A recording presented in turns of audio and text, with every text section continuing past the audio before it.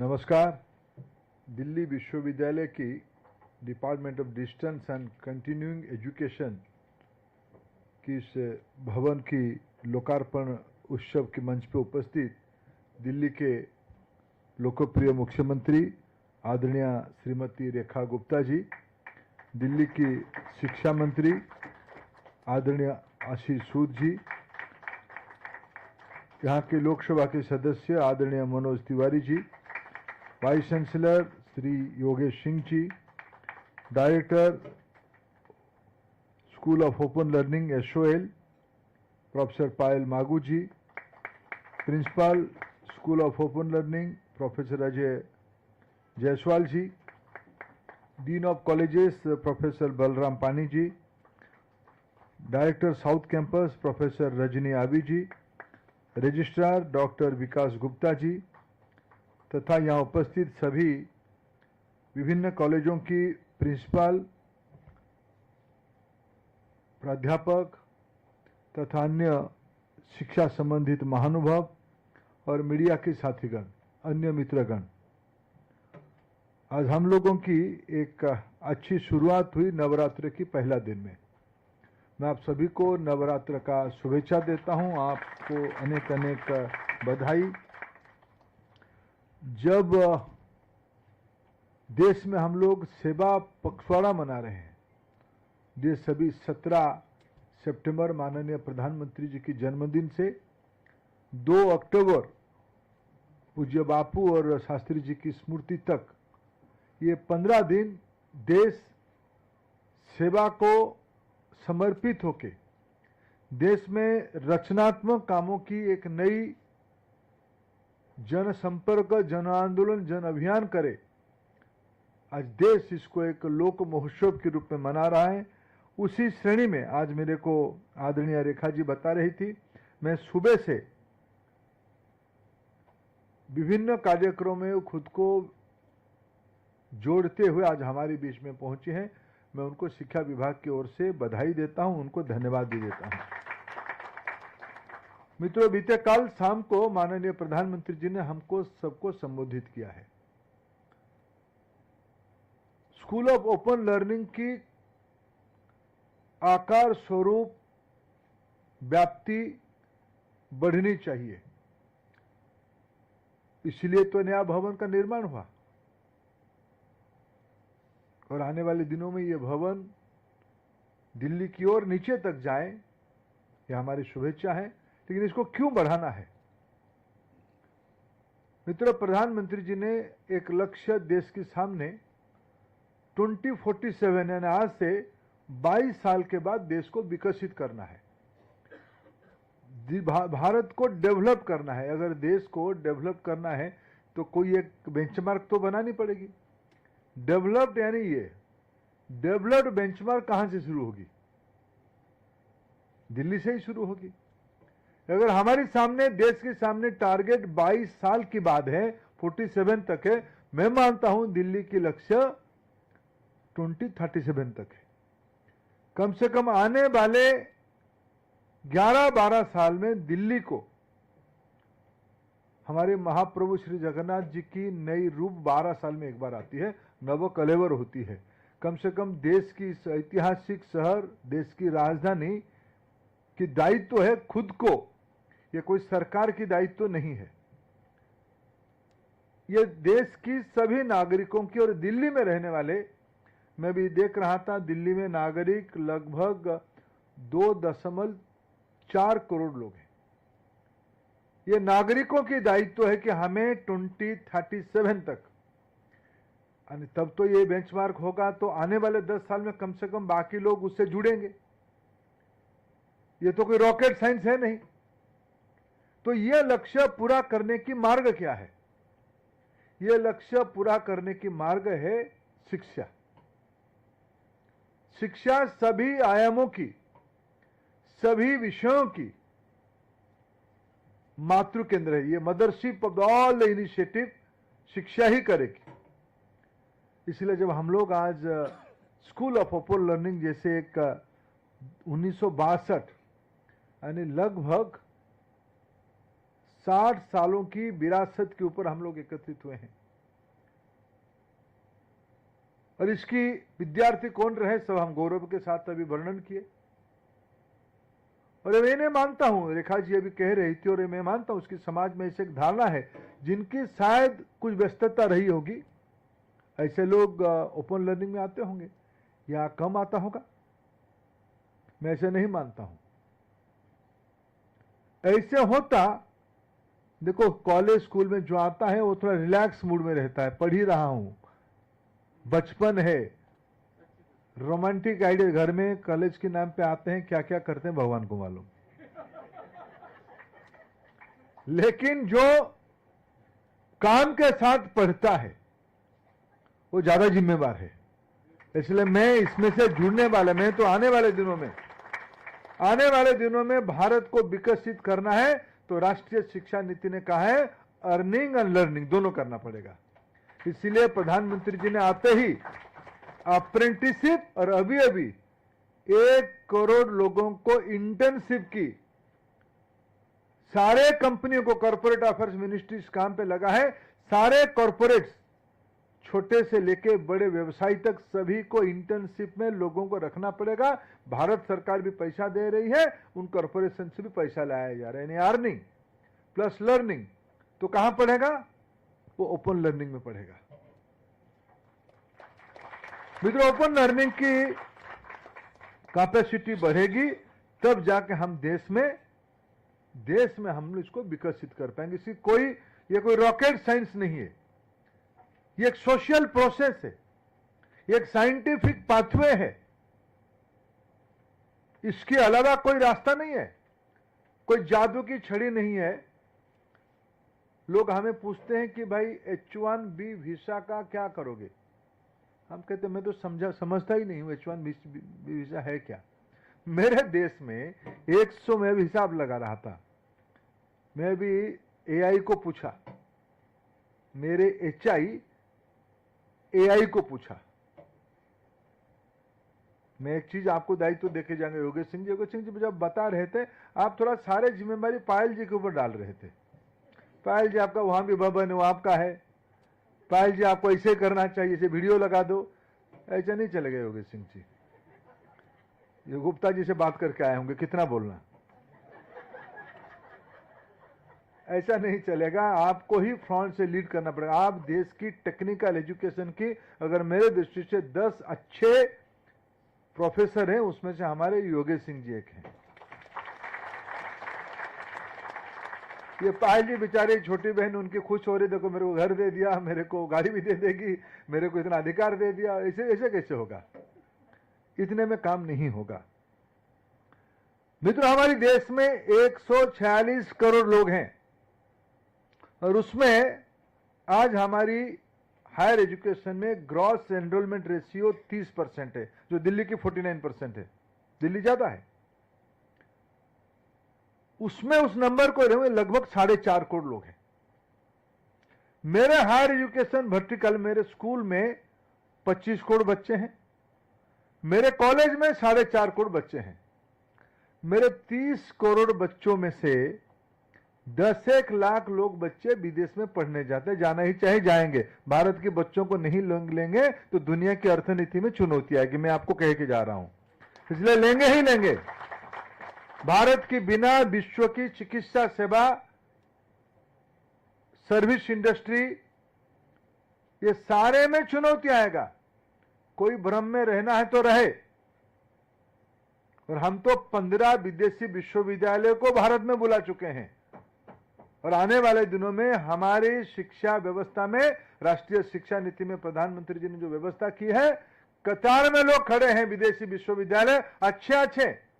हमारे Delhi university QS ranking में 328 है, उससे ज्यादा अच्छे।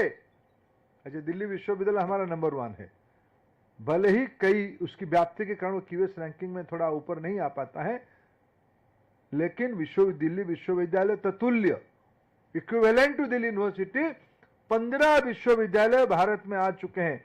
वो जमाना गया, भारत किसी के पास आएगा, दुनिया अभी भारत के पास आएगा, ये ध्रुव सत्य है। इसलिए उस चिंता में हमें नहीं रहना है। मित्रों, हमारे सामने जिम्मेवारी क्या है? हमारे सामने जिम्मेवारी है। भारत की जनसंख्या अगर 146 करोड़ है, दिल्ली की जनसंख्या 2 करोड़ 40 लाख है। भारत में हमारी चुनौती क्या है मित्रों, इसको समझो। एसओएल क्या, उसकी दायित्व क्या है? हमारी दिल्ली यूनिवर्सिटी की अभी की छात्रों की संख्या दिल्ली किसकी है? दिल्ली देश की है, दिल्ली दुनिया की है। दुनिया के गरीब देशों की विद्यार्थी भारत में कहीं सबसे ज्यादा आता है, उस शहर का नाम है दिल्ली। तो दिल्ली हमने कहा है कि हमने विश्व, प्रधानमंत्री जी ने कहा कि विश्व की दायित्व मेरा है, विश्व की इमर्जिंग इकोनॉमी की दायित्व मेरा है। दिल्ली में आज जो वर्किंग एज ग्रुप है, काम करने की आयु 15 से 59 है, 15 to 59। भारत में वर्किंग एज ग्रुप में लगभग 100 करोड़ लोग हैं। एग्जैक्ट डाटा 96.6 करोड़ है, लेकिन इसको 100 करोड़ मानते हैं। 100 करोड़ लोग यानी लगभग 60% लोग काम कर रहे हैं, काम करने की आयु में है। बाकी लोग उम्रदार लोग रहते हैं, बच्चे रहते हैं। और उनमें से कितने लोग काम कर रहे हैं? भारत में लगभग 64 करोड़ लोग काम कर रहे हैं, यानी 100 में से 64 करोड़ लोग काम कर रहे हैं, यानी 60-65 लोग काम कर रहे हैं। भारत डेवलप, पहला फॉर्मूला, मैं इकोनॉमिक्स की छात्र नहीं हूं, लेकिन मैं जो बोल रहा हूं प्योर इकोनॉमिक्स है, स्टैटिस्टिक्स है, इसमें टेक्नोलॉजी जुड़ा हुआ है। 64% ही वर्किंग पॉपुलेशन माने वर्कफोर्स है। वर्किंग पॉपुलेशन है 100 करोड़, 64 करोड़ उसकी वर्कफोर्स में कन्वर्ट हो रहा है। पॉपुलेशन और फोर्स में आते आते इतने लोग रह जाते हैं। कोई भी देश को डेवलप बनना है तो उसकी वर्किंग पॉपुलेशन की कम से कम 75-80% लोगों को काम करना पड़ेगा। यानी भारत में और 10-1 करोड़ लोगों को काम पे जोड़ना पड़ेगा। 2047 तक हमारी आबादी की वर्किंग फोर्स की, वर्किंग पॉपुलेशन की, एज ग्रुप की 75% लोगों को काम करना पड़ेगा। आज की दर में उसका संख्या होगा 75 करोड़। आज 64 करोड़ है। उसको मैं दिल्ली में आता हूं। दिल्ली में 1.5 करोड़ लोग हैं 15 से 59 की एज ग्रुप में, और उसमें देश की एवरेज है। दिल्ली कैसा है देखो, मैं आपके सामने डार्क रियलिटी रख रहा हूं। दिल्ली नवाबों की है, दिल्ली दिल वालों की है, दिल्ली मस्तानों की है। सच में गणित यही कह रहा है। देश में 100 में से 64 लोग काम कर रहे हैं। दिल्ली में अगर 1.5 करोड़ लोग हैं काम करने वाले लोग, उसकी अंदर 75 लाख है, यानी आधे लोग दिल्ली की काम कर रहे हैं। रेखा जी देखो, ये सब स्टैटिस्टिक्स है। हमें इसको बढ़ाना है, हमें इसको बढ़ाना है। ये सारे लोग एजुकेटेड नहीं है। ये एसओएल की दायित्व क्या होगी, और आने वाले दिनों में दुनिया में क्या हो रहा है, और दिल्ली के लोग क्या कर रहे हैं। भले ही दिल्ली की नागरिक, दिल्ली की वर्कफोर्स स्कूल, कॉलेज और यूनिवर्सिटी में नहीं आ रहा है, लेकिन वो रील बनाने में मास्टर है। व्हाट्सएप में अपने मैसेज काम की, कोई काम वर्किंग फोर्स काम करते, उसको बॉस, उसकी मालिक, उसकी एसएमएस में टेक्स्ट कर देता है व्हाट्सएप में कि तुम फलाना जगह तक गए हो, उसके उधर जाके वो काम करके आ जाओ। फिर उधर जाके आधे रास्ते में पूछता है कि उसमें और क्या करूं। ये सारे कॉरेस्पेंडेंस, पहले पत्राचार होता था, फिर तार जाता था, पहले समय था, चिट्ठी जाता था, अभी सब सेकेंड्स में। खुद मैं जो लोअर रैंक की जो वर्कफोर्स है उसके बारे में बात कह रहा हूं। हायर रैंक्स की तो अलग कैपेसिटी है। आज दिल्ली की इंटरनल ट्रांजैक्शंस वीडियो कॉन्फ्रेंस में हो रहा है, ईमेल में हो रहा है, यानी टेक्नोलॉजी के आधार पे हो रहा है। वो भले ही अनपढ़ हो, तथाकथित, लेकिन व्हाट्सएप उसको चलाना आता है, रील उसको बनाना आता है, फेसबुक में अपना स्टेटमेंट वो दे पाता है। अगर उसको इंस्टा बनाना आता है, उसको अगर व्हाट्सएप चलाना आता है, अगर उसको फेसबुक में अपना बात को रखना आता है, वो ट्रांजैक्शन करता है। कैश में करता है या डिजिटली करता है? डिजिटल। तो अनपढ़ कैसे हुआ? आपकी व्यवस्था की सीमा है, आप उसको इलिटरेट कहते हो, अनपढ़ कहते हो। योगेश सिंह जी, इसको नया पैकेजिंग से लाना पड़ेगा। ये कौन कर सकता है? ये एसओएल ही कर सकता है। दिल्ली को 2037 तक अगर विकसित करना है, उसकी सारे ज्ञानों की लेन देन, उसकी असेसमेंट, उसकी एग्जामिनेशन, उसकी इवैल्यूएशन, उसकी एक्रीडेशन, उसकी सर्टिफिकेशन, इसकी लर्निंग आउटकम की कॉम्पिटेंसी की व्यवस्था, ये सब करने के माध्यम टेक्नोलॉजी होगा। टेक्नोलॉजी की स्तर ये बन चुकी है। आपको मैं इस विषय को कहूंगा तो हमारे नेगी जी अभी नहीं है, नेगी जी मेरे से शायद नाराज हो जाएंगे। कहाँ है नेगी जी? नेगी जी हैं क्या आप? ना है, नेगी जी चले गए। मैं ढूंढवा है नेगी जी दो बात कहूँ, इसलिए नेगी जी को शुभेच्छा देना चाहता था, जीते हो नया नया, और उनको सुनवाना भी चाहता था इस विषय को। उसको हमको रास्ता नहीं, मैं डूटा की शरण में आ रहा हूं, मैं शब्द लगा रहा हूं, मैं डूटा की को दायित्व देता हूं कि हमें हमारी प्राध्यापकों को टेक्नोलॉजी से, भले ही इतिहास पढ़ाए, भले ही वो होम साइंस पढ़ाए, भले ही वो फिजिक्स पढ़ाए, भले ही वो कंप्यूटर साइंस पढ़ाए, उनको टेक्नोलॉजी की सहारा ले ही रहे और लेना पड़ेगा। AI is a new emerging instrument, new tools in our hand. मैं मित्रों आने वाले दिनों में स्थिति देख रहा हूं, और भारत में प्रधानमंत्री जी ने इंडिया एआई मिशन मार्च 2026 से शुरू किया है। और अभी मैं आशीष जी मेरे को कह रहे थे कि हमारी लक्ष्य है, रेखा जी उनको दायित्व दिया है, आने वाले जब 2026 में एक बहुत बड़ा अधिवेशन एआई के ऊपर इस देश में होगा, तब तक दिल्ली की स्कूलों में, कॉलेजों में, यूनिवर्सिटियों में एआई के एक स्तर को, मैं तो आपको 37 तक दे रहा हूं आशीष जी, उनको एक स्टेज, एक 37 की तो एक स्टेप है ना। पहला स्टेप है स्कूल कॉलेज विद्यार्थियों को एआई एनेबल करवाना। और आप सब लोग एआई तो देख ही रहे हो, कर ही रहे होंगे ना। चार्ट हो, ग्रॉक हो, मेटा हो, जिमिनी हो, ये सब कर ही रहे होंगे। खूब शीघ्र भारत की कई सारे एलएलएम भी आने वाला है। भारत की पहला एलएलएम सर्वम काम करना शुरू कर दिया है। जो लोग माननीय प्रधानमंत्री नरेंद्र मोदी जी की मन की बात को सुन रहे होंगे, पहले प्रधानमंत्री जी हिंदी में कहते थे, फिर आधा घंटे के बाद वो अनुवाद होता था और किसी की वॉइस में आधे घंटे के बाद। अभी इस बार अभी आज हो गया 22। आप मेरे बातों को टेस्ट करने के लिए, मैं सही कह रहा हूं कि नहीं कह रहा हूं, आप इस बार आपकी घर में आपकी टेलीफोन के ऊपर प्रधानमंत्री जी की मन की बात को ऑप्शन में जाके सुनना, और आपकी भाषा में सुनना, पंजाबी में सुनना, आप तेलुगु में सुनना, तमिल में सुनना। फ्रैक्शन ऑफ सेकेंड्स की फर्क में, फ्रैक्शन ऑफ सेकेंड की फर्क में प्रधानमंत्री जी की आवाज में, प्रधानमंत्री जी की आवाज में वो बात अभी लोगों तक पहुंच रहा है। यह भारत की लार्ज लैंग्वेज मॉडल बना चुका है। अनुवादिनी, भाषिणी, बाणी, इस प्रकार की अनेक ट्रांसलेशन टूल टेक्नोलॉजी आधारित आज बन चुके हैं। ये पिछले 14 सालों, 11 साल के अंदर हुए हैं। प्रधानमंत्री ने जब कहा 2014 में कि मैं डिजिटल इंडिया की सपना देख रहा हूं, कुछ लोग उनको आलोचना किए थे, काय का डिजिटल इंडिया। ये डिजिटल इंडिया मैं आपको कह रहा हूं। मैं बीते कल आईआईटी मद्रास में था।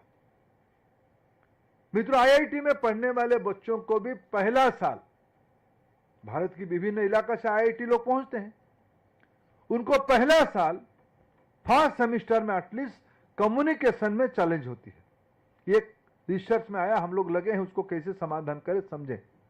उसमें ध्यान रखिए कि पहला साल हम उनकी मातृभाषा में पढ़ा सकते हैं क्या, समझाया जा सकता है क्या।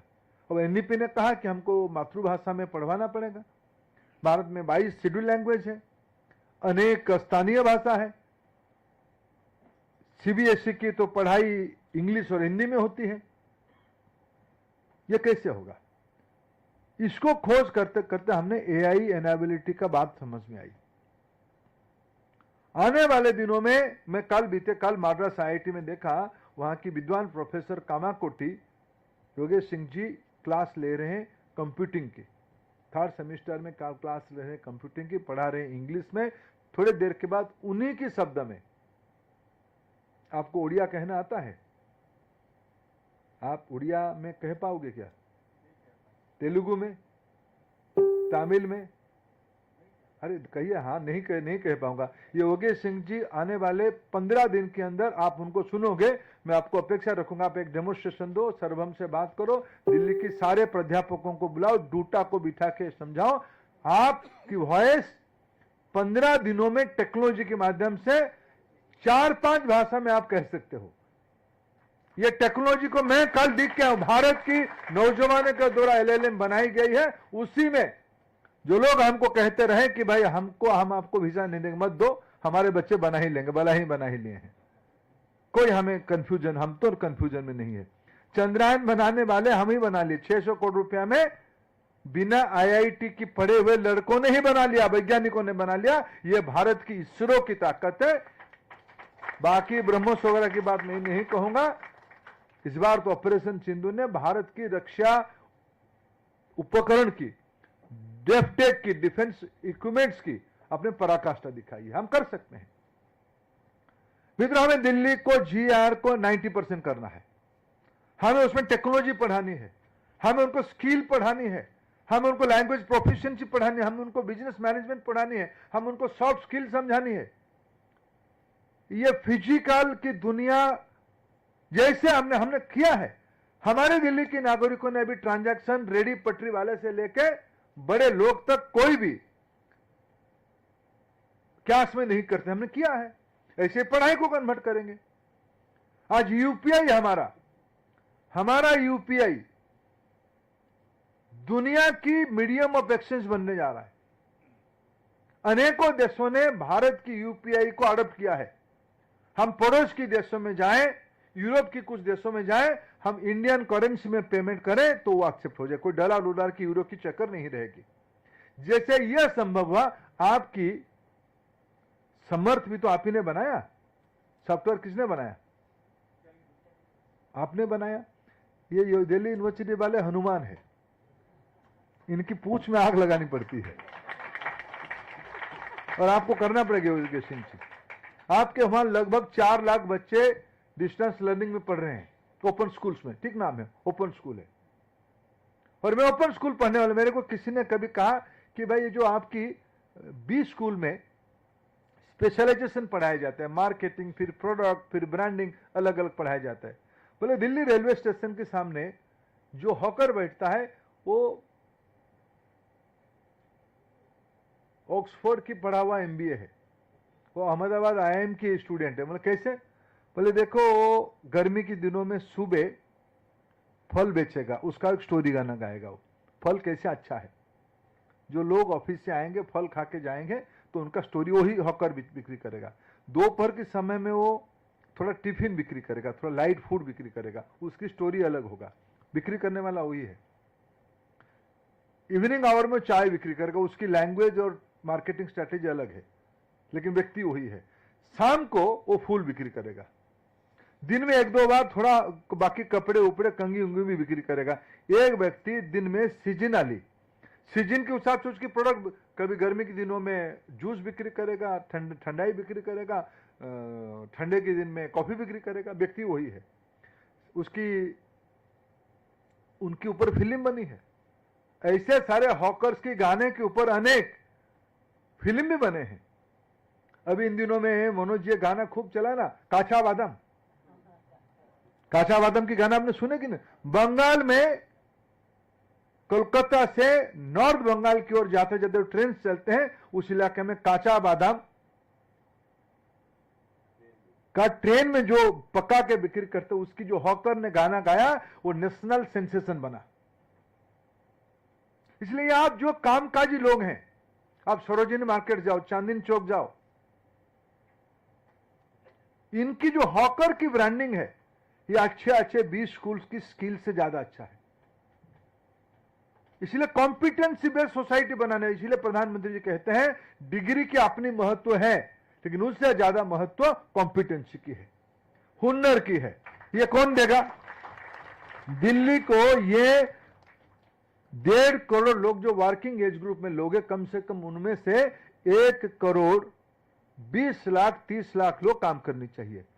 काम करने के लिए उनको पढ़ाई और कमाई, कॉम्पिटेंसी और नॉलेज दोनों देने की रास्ता हमारी open school learning, open OSL, SOL, school of open learning के माध्यम से हो सकता है।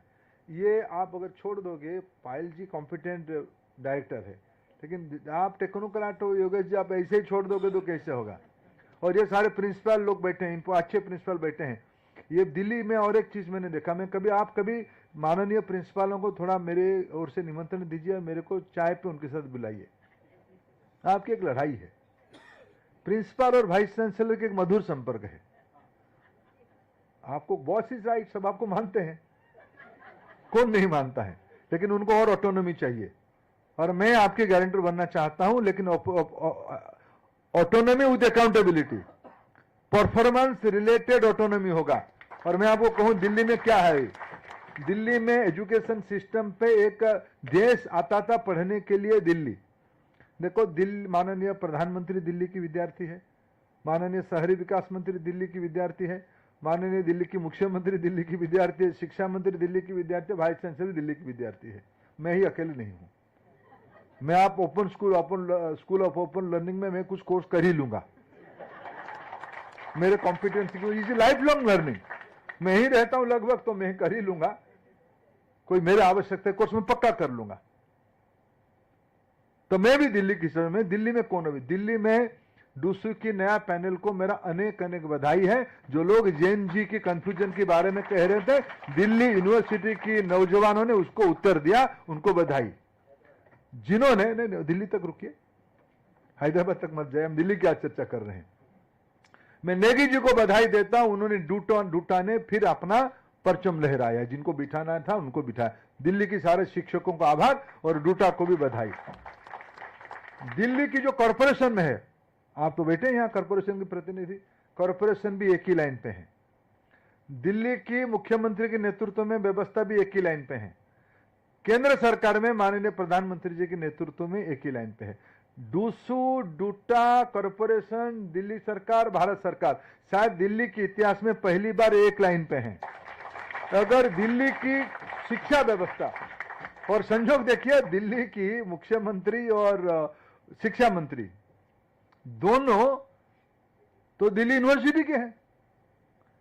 आप लोगों के ज्यादा अधिकार उन पे हैं।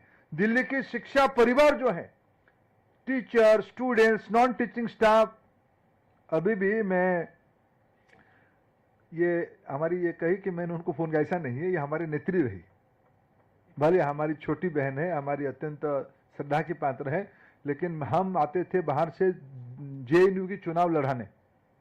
हम जाते थे रेखा जी के नेतृत्व में। पहली बार रेखा जी का एक मारुति व्हीकल था, कार था, रेखा जी उसमें मारुति व्हीकल में आई थी। बाकी कैसे आई थी मैं बाद में बताऊंगा जोगेश सिंह जी। हम रेखा जी को स्वागत करने के लिए खड़े हुए थे JNU कैंपस में। डूसू की प्रेसिडेंट आ रही है, हम लोग सब बाकी बच्चों को इकट्ठा करके उनकी भाषण करवाए थे। और आशीष जी तो हमारे नेता है ही, अभी भी पिछले दिनों में नेता थे, अभी भी हमारे नेता है, हमारे बड़े भाई भी हैं। और हमारी जेनरेशन की, मैं जिस जेनरेशन का स्टूडेंट एक्टिविज्म की बात कर रहा हूं, तब आशीष जी हमसे सीनियर रहे। डूसू की जो अच्छे, दोनों का नाम अपने आप में था।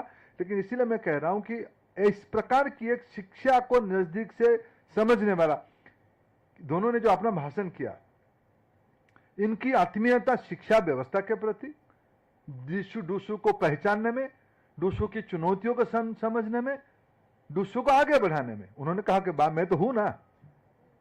अंत में रेखा जी ने तो अस्वस्थ होकर, मैं तो हूं ही ना, क्यों चिंता करते हो। मैं मानता हूं कि इसमें जो सारे दिल्ली की छोटे मोटे समस्याएं हैं, ये दिल्ली सरकार की कॉलेज, भारत सरकारी कॉलेज, UGC ग्रांट, आपकी एरियर, मेरे ख्याल से मैं मुख्यमंत्री जी को अनुरोध किया, उन्होंने समय देने के लिए हाँ कहा है। मैं खुद बैठूंगा, एक दिन बैठेंगे और ड्यू को 3 घंटा देंगे। योगेश सिंह जी, एक बार आप सारा लिस्ट तैयार करो। दिल्ली की मुख्यमंत्री जी के नेतृत्व में, शिक्षा मंत्री जी, मैं भी साथ आऊंगा, भारत सरकार के सारे अधिकारी रहेंगे, दिल्ली सरकार के अधिकारी रहेंगे, ड्यू के और एफिलिएटिंग कॉलेज की सारा समस्या को एक बार हम लोग 3-4 घंटा पूरा चर्चा करेंगे, उसको समाधान करेंगे। और मैं भारत सरकार की ओर से ड्यू को, आप भी मेरे पास आते हो सर, हमको ये 4 चीजों में, आप हमको ये 4 चीजों में हमको अधिकार चाहिए। मैं आपको कह के जाता हूं, ड्यू को सारे प्रकार की स्वतंत्रता मैं आज यही दायित्व लेके जा रहा हूं, दायित्व दे के भी आपको जा रहा हूं। You will get all kind of authority to have your autonomy, लेकिन विद अकाउंटेबिलिटी। ऐसे ही कॉलेजों की, हमारी कॉलेज को और ऑटोनॉमी देना पड़ेगा। हमारे दिल्ली कॉलेज यूनिवर्सिटी की जो कॉन्स्टिट्यूएंट कॉलेज, आपके शब्द है constituent college, constituent college, affiliating college, जो कहिए, दिल्ली यूनिवर्सिटी जुड़े हुए कॉलेज, ये अपने आप में एक यूनिवर्सिटी है। और एनईपी कह रहे हैं कि आप आगे चल के समय आए तो आप अपने आप में एक यूनिटाइड यूनिवर्सिटी बन सकते हो, समय आए तो। कभी दिल्ली यूनिवर्सिटी की जो एक्ट बनी थी उसमें से आप कॉन्स्टिट्यूएंट कॉलेज हो, लेकिन क्या जो कॉन्स्टिट्यूएंट कॉलेज की जो कैरेक्टर अभी बनी है वो अपने आप में एक बड़ा बड़ा इंस्टीट्यूशन है। उसकी एल्यूमिनी, उसकी कैरेक्टर, उसकी आउटकम, उसकी रिसर्च अपने आप में न्यू स्टैंडर्ड्स खड़ा किया है। मैं मानता हूं दुनिया की हॉट सीट हमको बनाना पड़ेगा, हॉटस्पॉट बनाना पड़ेगा। इकोनॉमी जैसे मधुमक्खी के रूप में चीजों को अट्रैक्ट करता है, हमें एनसीआर में दुनिया की टैलेंट को इकट्ठा करना पड़ेगा, तब जाके हमारी अर्थनीति दुनिया की एक नंबर की अर्थनीति होगी। इसकी केंद्र बिंदु स्कूल ऑफ ओपन लर्निंग में है, मान के चले मित्रों। डीयू की कॉन्स्टिट्यूएंट कॉलेज अपना जिम्मेदारी निभाएंगे, लेकिन दिल्ली की वर्कफोर्स को प्रोडक्टिव करने में दुनिया की, अभी जो आपका, मैं कभी समझूंगा आपकी ये जो एक बाध्यता है, एक कंपल्सन है कि दिल्ली के ही लोग इसमें एडमिशन कर पाएंगे, क्योंकि उनको एक बार परीक्षा देने ही आना पड़ेगा। कभी उसको सोचेंगे, एक बार कभी उसको सोचेंगे। अगर आपके पास कोर्स में, ये कोर्सेरा वाले को देने के लिए परीक्षा, क्या हमको कोर्सेरा के साथ हेडक्वार्टर होगा बे एरिया में, माइक्रोसॉफ्ट वगैरह के जो कोर्स चलते हैं उनको परीक्षा देने के लिए हमको क्या अमेरिका जाना पड़ता है? अगर हम जेई और नीट और सीयूईटी कहीं बैठ के परीक्षा करवा के डीयू में एडमिशन करवा सकते हैं, तो हम डीयू की ओपन लर्निंग को क्यों नहीं कर पाएंगे? इसलिए क्यों, अगर हम, लेकिन आपको, आप सर्टिफिकेट नहीं बांटोगे, आप क्वालिटी बनाओगे, आप क्वालिटी बनाओगे। हमें हमारी देश की नौजवानों को ज्ञान से वंचित नहीं करना है, इसलिए दिल्ली यूनिवर्सिटी है, इसलिए ये सेंचुरी बनाया है, इसलिए कॉन्स्टिट्यूएंट कॉलेज के अपने कैरेक्टर बना है। लोग पहले खबर सुनने के लिए रेडियो सुनते थे, अखबार पढ़ते थे, बाद में टीवी दिखे, अभी खबर उनकी पॉकेट में है। क्षण क्षण में हमारा मोबाइल उठा के हम पहले अपना फेसबुक खुद देख लेते हैं, थोड़ा एक्स का हैंडल में हमारा कितना फॉलोइंग हुआ वो देख लेते हैं, रील हमारा कितना लोग देखे उसको देख लेते हैं, लेकिन अन्य भी देखते हैं। टेक्नोलॉजी दुनिया को छोटा कर रहा है, इंटरनेट दुनिया को और छोटा कर दिया है, और एआई दुनिया को और स्पीड बढ़ा दिया है। 6G जब आ जाएगा, थोड़े दिनों में भारत में 6G आ ही जाएगा। 5G के ऑल इंडिया रोल आउट चंद दिनों में प्रधानमंत्री जी करने वाले हैं। जब 6G आ जाएगा, उसकी 2 सेक्टर सबसे ज्यादा फायदा लेंगे। उसकी पहला सेक्टर फायदा लेगा एजुकेशन सेक्टर। दूसरी सेक्टर में कल्पना करिए, दिल्ली यूनिवर्सिटी के एक अच्छा प्राध्यापक महोदय अपने दिल्ली यूनिवर्सिटी की कोई कॉन्स्टिट्यूएंट कॉलेज की, सेंट स्टीफेन की कॉलेज में बैठ के LSR की क्लासरूम से वो पढ़ाई करेंगे, लाइव स्ट्रीमिंग होगा, भारत की कम से कम 60-70 भाषाओं में, उन जगहों में बच्चों ने अपने घर में भी उसको लाइवली सुन सकते हैं। ये टेक्नोलॉजी आज संभव हो चुका है। उस समय में हम अपना दिगंत को बढ़ाए, होराइजन को और बड़ा करें। आज की इस लोकार्पण के लिए आप सभी को बहुत बहुत बधाई, धन्यवाद।